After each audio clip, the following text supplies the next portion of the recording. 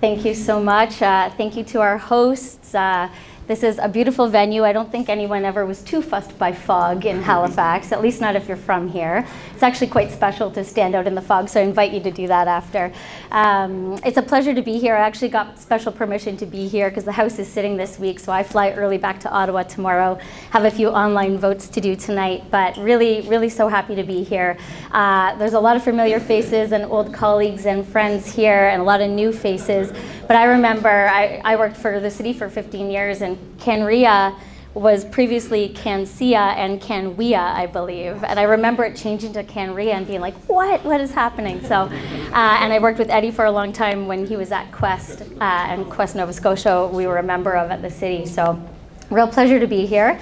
When I was here so I studied environment and climate my whole university education, and then I was at the city as a bureaucrat for 15 years, and I was the director of environment and climate change, and got to bring this really ambitious new climate plan forward in the early COVID days that actually got funded, and the amazing team at HRM is still working hard. They're about a team of 30 to implement it today. So my career was really grounded in practical problem solving. It's all well and good to know the science and the facts and what you need to do, but how do you actually get there? That's the big challenge. So we were really focused on helping communities adapt to climate change, reduce emissions, to safeguard people and their homes and infrastructure and the environment.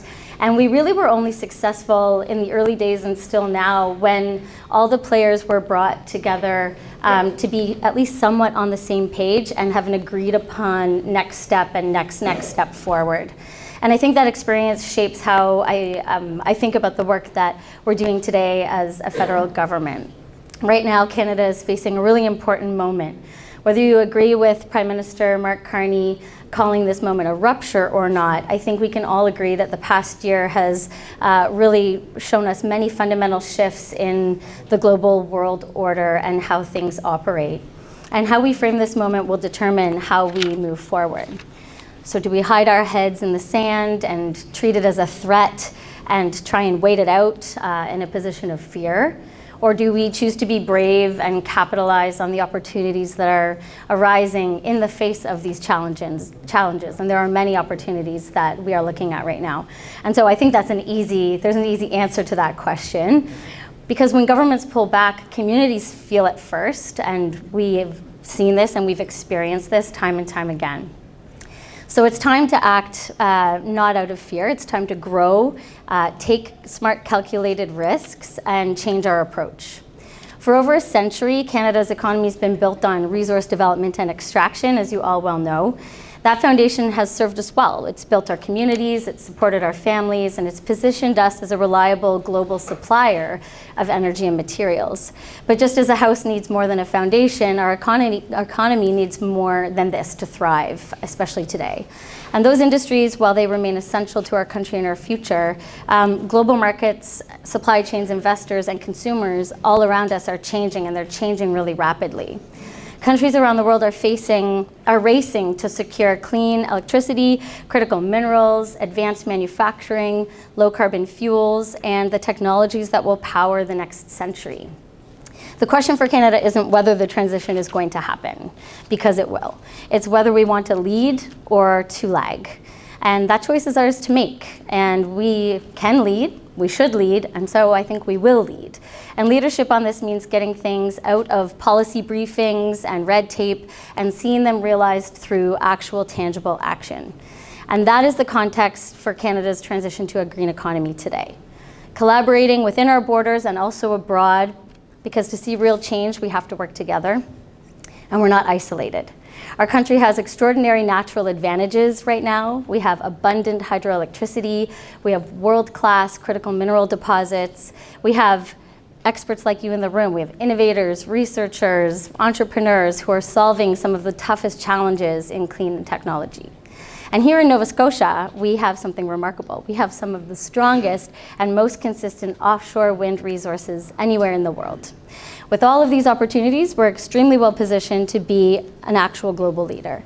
But these opportunities will be wasted potential if we don't translate them into action and in a hurry. And this action needs buy-in from all political parties, all Canadians and all businesses. Because progress actually only lasts when people believe in it. I've seen the green wave ebb and flow over a couple of decades, and we want it to keep growing. We don't want it to ebb. If policies become so divisive that entire regions, industries, workers, or governments completely reject them, then eventually those policies stop to work, not only politically, but also practically. We saw it happen with the consumer carbon price, whether we like it or not. We have to learn from our past mistakes and make sure that we have buy-in from everyone to see movement on these issues. Residents, political parties, industry, advocates, everyone has a role to play in navigating this transition. On a personal level, I learned this while I was trying to implement Halifax, the city's climate plan, acting on climate together. And I thought that getting the plan approved was the hard part. And then I thought that getting the plan funded was the most hardest part. Super happy when that happened. And every year it's a little bit of a battle. But then I realized that the actual day-to-day on-the-ground implementation across all of the many players was the real hard part. And I have to say that there are many things that we learned in the implementation, lots of things we tried, some worked, some didn't. But a lot of the success has been through that trial and error. And I think it could actually be replicated across Canada, including at the federal government level. We didn't pit the environment against the economy. We didn't shame. We brought forward solutions with expertise and resources. This is like falling. There we go. I'm not that short. Pretty short, not that short. How about this? There we go. We let others take the win, very, very importantly. So we would give some dollars and some expertise for a project by Parks and Rec or Public Works, and then they would be the ones getting the credit for the really amazing work they did that was solving a problem, but also having an environment and climate consideration. And the momentum kept snowballing. People were excited to be doing something positive and feel empowered. The team grew and awareness grew and tangible actions increased with really great results. So I think our federal government's approach has evolved in recent months and in some important ways that in part align with what we were trying to do here in Halifax. For a long time, climate policy and economic policy were often treated as separate conversations or in separate rooms by separate people. One focused on emissions reduction, the other on growth. In reality, it's all deeply connected. If climate policy ignores affordability or competitiveness, people lose confidence and they start to push back. If economic policy ignores climate risk, businesses lose certainty and full countries fall behind. The most successful strategies recognize that these goals reinforce one another. And that's why our focus today is increasingly centered on building an economy that is cleaner because it's stronger and stronger because it's cleaner. We've been increasingly emphasizing economic competitiveness, energy security, investment attraction, and nation building while continuing to pursue emissions reductions. And this has been done through multiple ways, one being the new Clean Economy Investment Tax Credits designed to attract private capital into clean technologies and infrastructure. And the upcoming $2 billion Critical Minerals Sovereign Fund will make strategic federal investments and help us increase and diversify the minerals we produce at home. We've announced our intention and our plan to double national electricity generation capacity by 2050 because that's what we're being told we need by 2050. That's a huge ask, and we have to do that in as clean a way as possible. And we only have to look at Mersey River, where a new federally supported project will generate enough wind electricity to power tens of thousands of homes. As the chair of the Environment Committee, I have the opportunity to hear from experts across all kinds of considerations with very different perspectives, and they don't always agree, and sometimes they vigorously disagree, but most can agree on one thing, and that's that certainty really matters. Investors need predictability, workers need confidence the jobs they have today are going to exist tomorrow, and communities need to know that long-term infrastructure decisions won't be undone in a couple of years. And it's not because government should never adapt. We 100% should, and we're slow to do it. But because businesses and families make long-term decisions based on expectations about the future. And that the same principle applies internationally. Canada's not operating in isolation. In fact, we're working more collaboratively with global partners than we ever have before. Prime Minister Carney's made more than 20 international trade deals in less than a year, which I think is very impressive. And they're very sophisticated trade deals that are going to actually benefit us by bringing in foreign direct investment, talent, and actual production and work here in Canada. The United States has accelerated support for clean manufacturing and energy investment. The European Union continues to strengthen climate-related trade measures and expand energy integration across borders. China has become a dominant force in batteries and electric vehicles and solar manufacturing.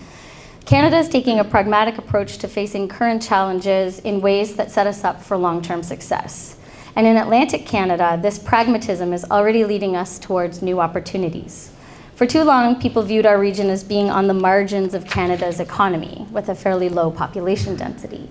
But I don't see it that way, because Halifax isn't really at the end of Canada. I mean, not even geographically for those in Newfoundland and elsewhere, but it's at the center of the G7.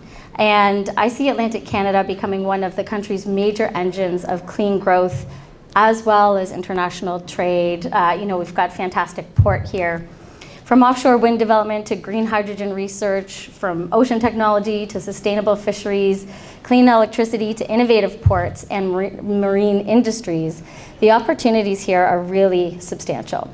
Halifax presents what happens when talent, research, entrepreneurship, and strategic investments all come together. We have world-leading universities, many of them. We have thriving startups. We have Canada's ocean supercluster. We have one of the country's busiest ports, and little plug, we are hosting the Our Oceans Conference in 2027 for the first time in Canada, and it's going to be in Halifax. It's an international oceans conference. So we're getting big things done here in Halifax. Super happy that you're having your event here today with us as well.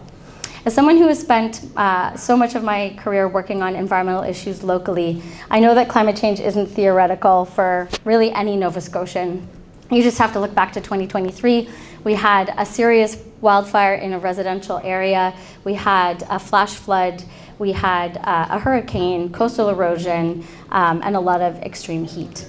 So this transition to a cleaner economy isn't abstract for us. It's a necessity, and I know that I don't need to sell any of you on that. You expect governments to pursue economic growth while protecting the environment, and you expect us to be honest about how complicated that actually is, because it's really complicated. While most people agree on where we need to go, say net zero by 2050, they absolutely don't agree on the path that we should take to get there. Probably we wouldn't even have consensus in this room on a lot of the different pieces that we have to navigate to 2050. Decisions need to be made out of a spirit of necessary collaboration and getting everyone on board. But these decisions are not being made lightly, the ones of our federal government in the last year. They're being made while navigating a very difficult balance of competing priorities, security considerations, and always with one goal: to build the strongest country in the G7, a country that has a strong economy, a strong, clean economy, where Canadians are actually put first, by ensuring that Canadian workers build the infrastructure, manufacture the products, develop the technologies, and provide the expertise that the world increasingly demands. We won't get it all right, no one ever does, but we should be willing to adjust when evidence changes. We should listen carefully to our counterparts, the provinces, municipalities, our Indigenous communities, workers, businesses, researchers, everyone in the room, and we should remain focused on outcomes rather than ideology. If we continue working together with collaboration instead of division, and with long-term thinking instead of short-term politics, which I want no part of, then I believe that the next chapter of Canada's economic and sustainability story will be one of the most successful in history, and I hope that I'm right. Thank you very much.